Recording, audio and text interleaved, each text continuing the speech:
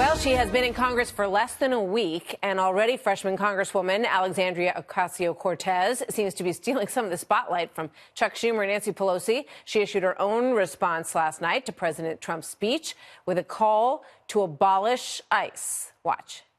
The president should not be asking for more money to an agency that has systematically violated human rights. The president should be really defending why we are funding such an agency at all. Because right now, what we are seeing is death.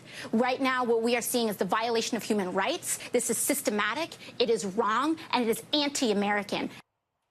Here now, Charlie Hurd, opinion editor at The Washington Times and a Fox News contributor, and David Brown, former senior advisor to Senator Patty Murray and a Democratic strategist. David Brown, let me start with you. According to our information, she just voted as part of the last funding measure to support ICE.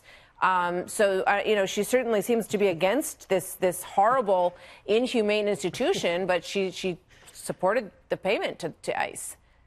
Hey, Martha, good evening. So I watched her remarks in their entirety last night, and what I heard her saying was that she wanted us to be focusing on ICE and on the role that ICE had in the death of the child who was in custody on Christmas Day, and she was expressing a moral outrage that anyone in U.S. custody at the border would be in jeopardy of dying.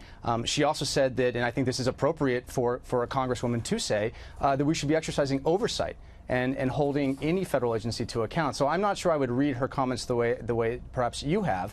But there's a broader point here, too, which is, again, we find ourselves, it's a bit of a broken record, we find ourselves as a country debating immigration. There's a right way to do that. There's a wrong way to do that. The right way to do that is to open the government and allow for Democrats and Republicans to come to the table and actually create a space where we can have a real debate and allow for compromise and find a way forward. The wrong way to do that is unfortunately where we are right now, and that is at this impasse with the president holding federal employees and their families hostage. All right. With regard to her, piping up last night, she's definitely very vocal, which she has every right to be. Whoopi Goldberg didn't think it was such a great idea, though. Here she is on that.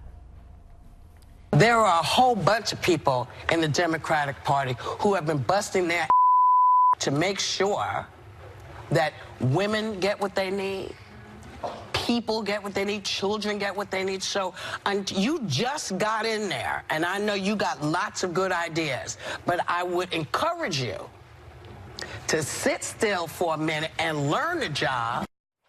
Charlie? Welcome to the 2020 campaign cycle, and I think we're going to be seeing this for the next 2 years. And, the whole reason that Nancy Pelosi and Chuck Schumer went out last night to deliver their remarks is because they're desperate to not only counter President Trump, but to give a sort of reasonable response for their party.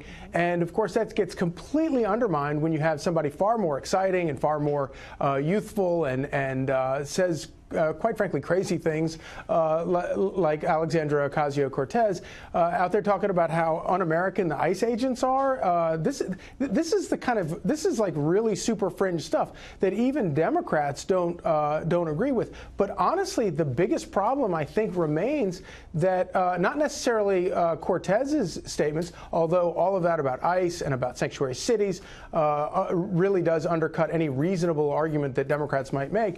But if you just listen to what Nancy Pelosi said, the idea that she says that the wall is immoral and that the entire thing is a manufactured crisis by the president, those are pretty outlandish things too. And so I don't know which is harder to which of those Democratic talking points is the hardest for them to defend against. Nancy Pelosi and Chuck Schumer and Alexandria Ocasio have called for the government to be reopened. They think that this whole thing, we need to move on from all this. At one point, Ocasio-Cortez said that she thought that members of Congress should forego their salaries if other people aren't getting paid. And David, we called her office to see if she's done that. She's been asked several times. She said, "I got to go," when she was asked about it. Do you know whether or not she has volunteered to forego her own salary?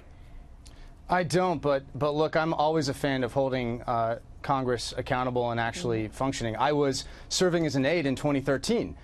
When the Republicans shut down the government to pick a fight with President Obama, and I was furloughed along with hundreds of thousands of other federal employees. And look, the reality is this, for these people and their families, this is not a game. There's a real cost to folks. It's about whether they can make their mortgage, whether they can pay for gas or food. I mean, I was reading stories this weekend. Most Americans don't have savings. And so for a lot of these people, this political game and you know, inside the Beltway bluster with the president and back and forth with Mitch McConnell on the floor of the Senate, it has real meaningful consequences for people back home. And that's what, to me, that's really the heartbreaking piece of this. Well, they've had a long time to work it out, and they always seem to not be able to do anything until they get to this point, which I think most people who run any kind of business thinks is reprehensible and ridiculous, but that's where we are. I got to leave it there, guys. Thank you very much. We'll have you Thanks back a in. lot. David Brown, Charlie Hurt, always good to see you.